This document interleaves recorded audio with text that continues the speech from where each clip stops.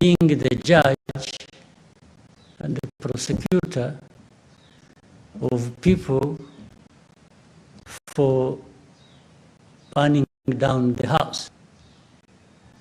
The very ones who burnt down the house are the ones in the seat to judge,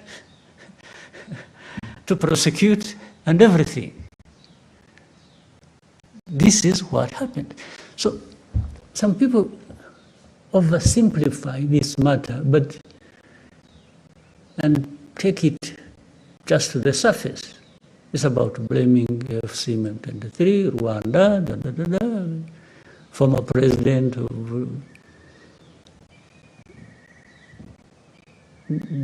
DRC, you mentioned.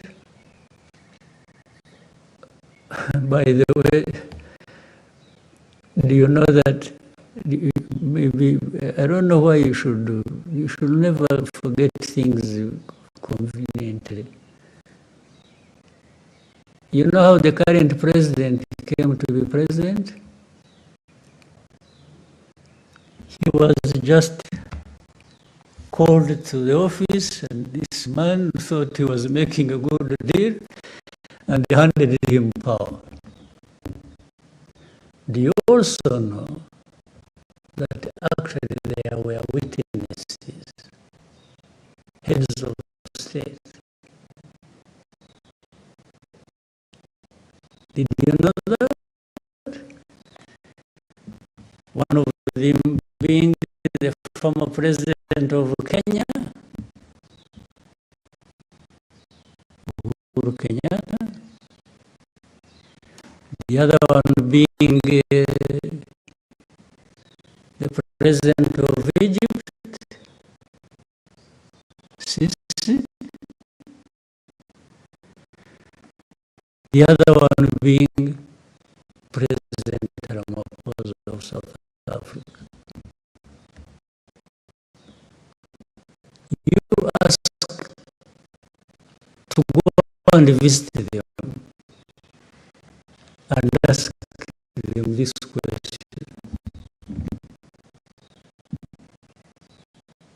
So, this whole thing, you see, no, I wish they could actually step, come forward and say, hey, wait a minute, by the way, we know this story.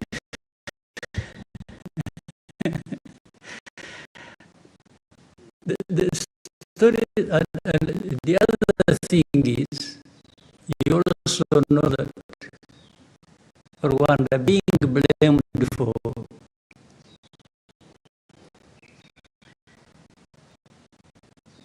M23, FCM23, Eastern Congo, blah, blah, blah, and so on and so forth. Fine. You can blame us for doing whatever we could to make sure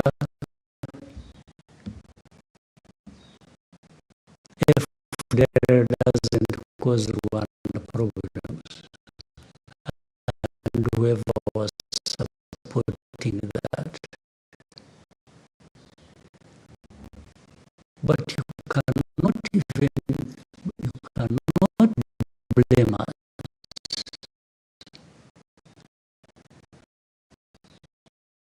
for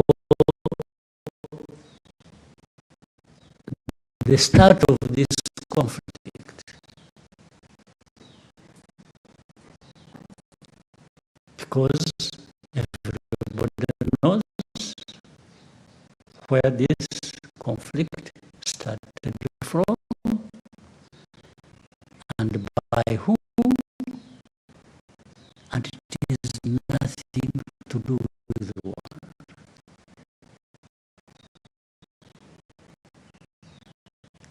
This M23, I have said it before, came from Uganda. did not come from here.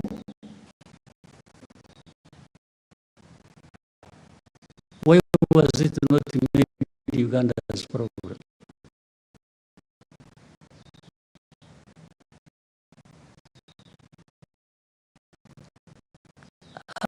Are these things I'm talking about new to you? You don't know them?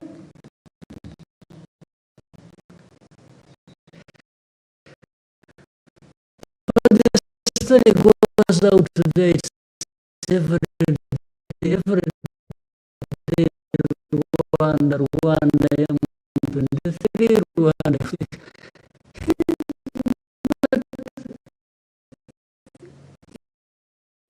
You should also tell people how this became Rwanda's problem. Our problem is simple, twofold. FDLR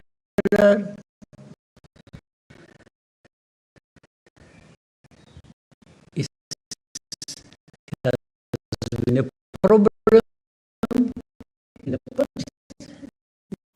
It's a problem now. It will be a problem in the future if it continues to exist, threatening Rwanda. There is no way. We don't, as I again said before, we don't need anybody's permission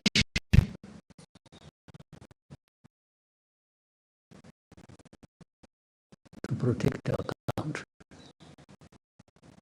It doesn't matter. So that one put aside. The other one is this Congo uprooting its own people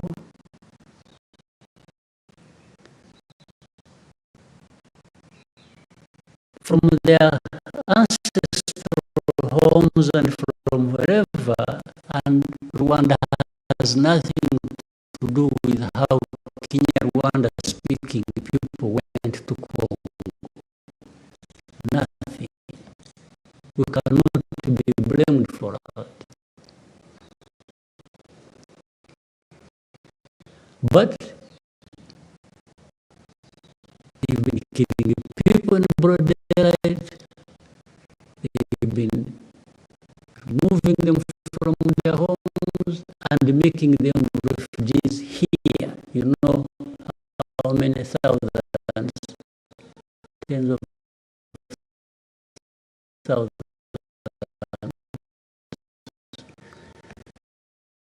hundreds of thousands of people originating from there who are refugees here.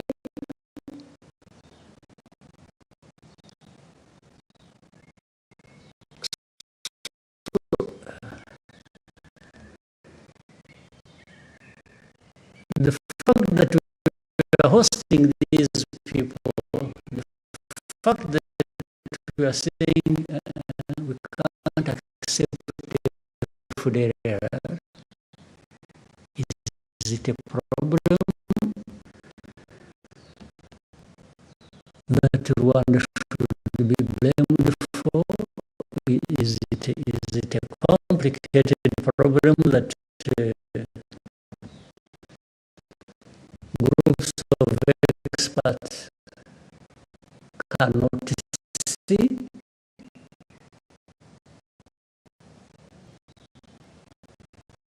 So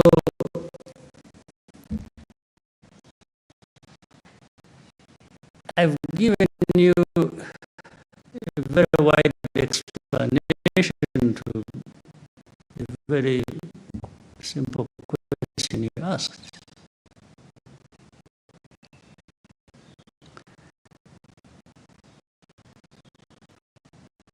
Whatever solution that does not address these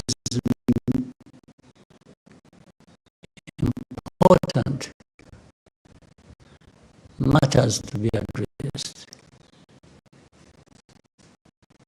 We just keep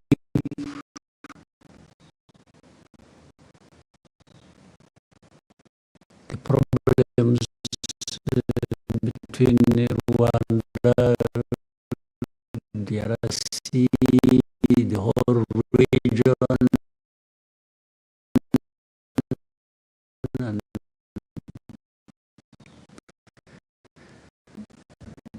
whatever's going forever. But the matter is simple. If you don't play games, if you don't allow genocide ideology to take over the region and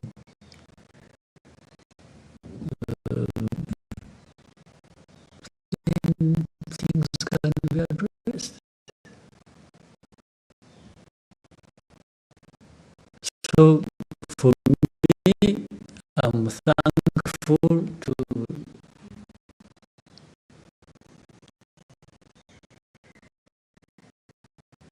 President Trump's decision. And by the way, even if it doesn't work, I don't think they should be the ones to be blamed. They're not the ones to blame. Because in the end, they're not the ones to implement what we have agreed. They just brought people together concerned with the problem, and they've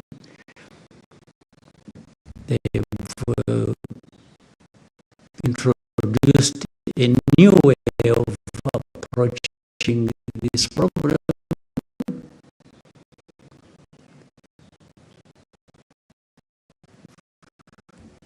which has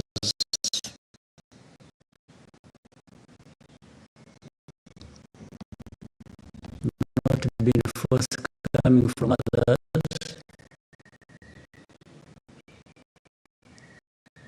And so here it's our job, it's our task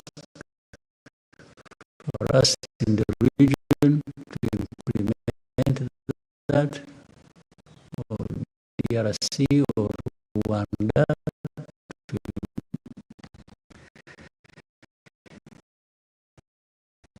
implement their part of the bargaining agreement.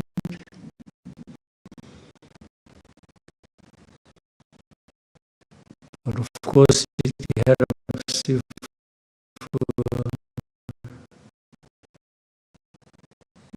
United States administration remains close by to follow up and say to people, well, you said you would do this. What happened? They have some leverage over the matter. So I think I have I did it so broadly to preempt other questions related coming. Yes. Okay. Thank you. So we could apply it, and then we'll come this way.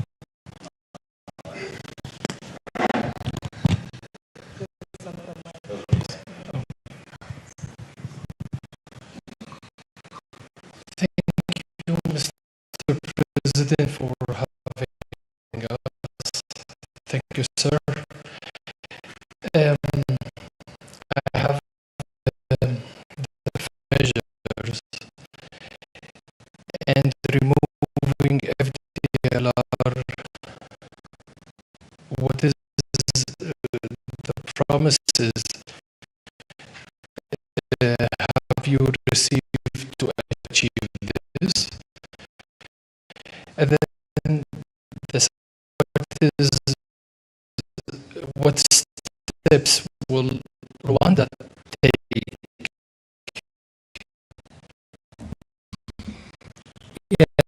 Let me add something, come to your question, which by the way,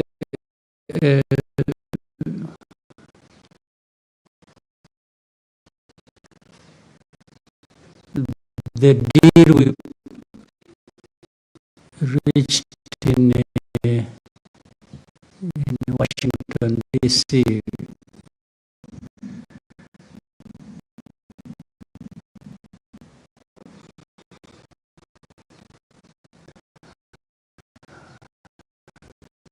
That one was mainly between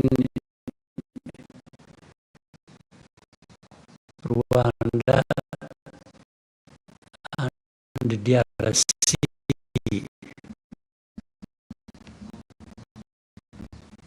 Equally important is another deal ongoing that concerns the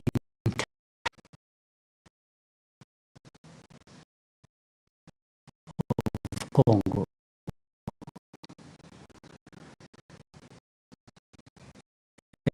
FCM 23 and the government and maybe everyone who is involved.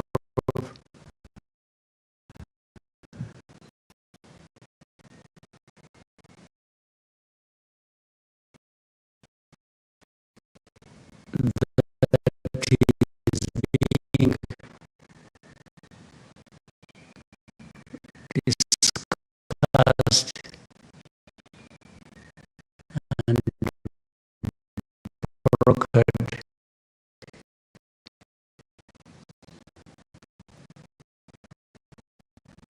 in and by Qatar, the state of Qatar in Doha.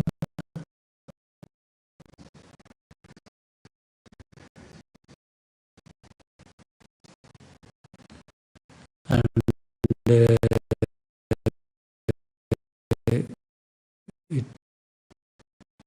originates from there. So these are two sides of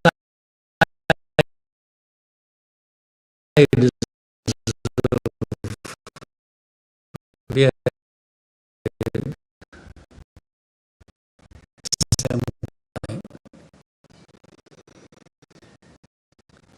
So internal matters. So that and the reason was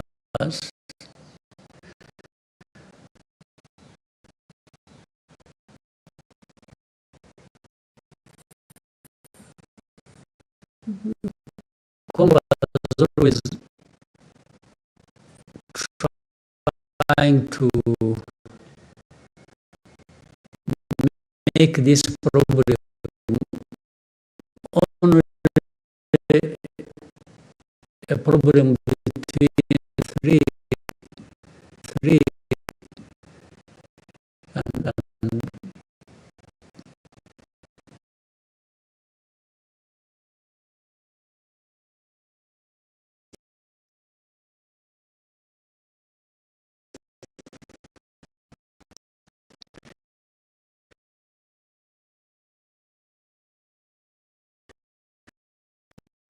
to produce a continuation of the thing that was handed to the man, and he just keeps with it. And I'm reminded by what you just brought up.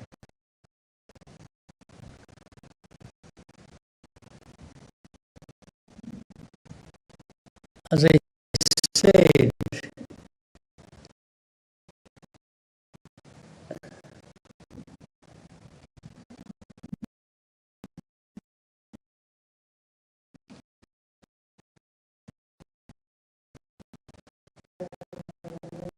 with, and we have set out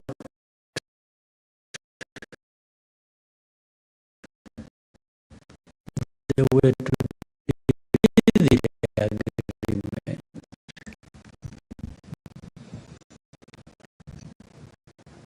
Then that means if there continues to be there,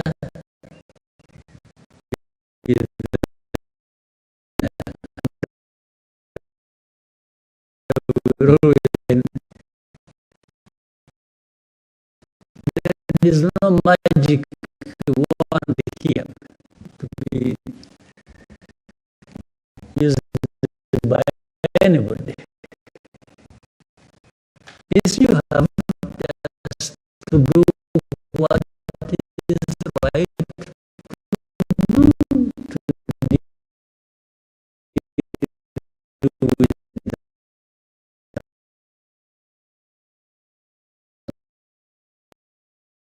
fabrication, and we have laid out case, a number of things to deal with, and do it together with others, and we will do that. You will never find Rwanda at fault